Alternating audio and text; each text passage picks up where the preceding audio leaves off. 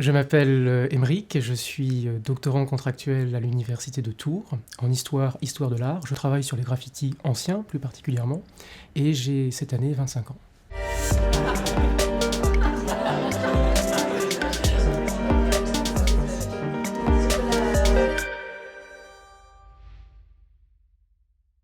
Alors, aux yeux d'un étudiant en histoire, en tout cas, c'est très important et surtout très enrichissant de pouvoir rencontrer un professeur, un auteur, un écrivain, une écrivaine, dont on a lu les livres, les articles, qu'on a pu entendre à la radio, qu'on a pu voir à la télévision. C'est un peu comme quand on rencontre, comparaison n'est pas raison, mais une rockstar, si vous voulez, c'est une idole presque. Alors ça peut faire sourire, mais on rencontre aussi des gens qui nous apportent quelque chose, qui sont inspirants. Alors pour certaines personnes, ça peut être des acteurs, ça peut être des chanteurs, pour d'autres, ce sont des enseignants. Depuis 2013, je n'ai raté aucune édition.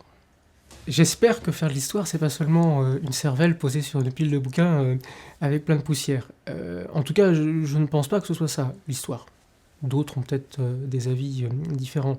Mais l'histoire est une chose qui doit être dans la relation, qui doit être dans la dynamique. Et pour vous donner mon point de vue de tout jeune chercheur que je suis impressionné de voir à quel point la recherche en histoire, en fait, n'est absolument pas solitaire. Bien évidemment, on passe des heures derrière des piles de bouquins, des archives, on peut aller sur le terrain, mais c'est aussi une question de rencontre. On échange avec ses pairs, professeurs, enseignants, on échange avec des professionnels, on échange avec sa famille, avec des gens qui n'y connaissent pas forcément grand-chose à votre sujet de recherche, mais c'est toujours de l'interaction. Et ça, c'est pas propre du tout à l'histoire, hein. Une matière comme les mathématiques, par exemple, c'est exactement la même chose, alors que de prime abord, on pourrait se dire, mais non, on reste toujours enfermé. Surtout pas, on ne s'enferme pas, c'est une ouverture, l'histoire. Et si on s'enferme sur soi, eh bien, je pense que le jeu n'est pas gagné.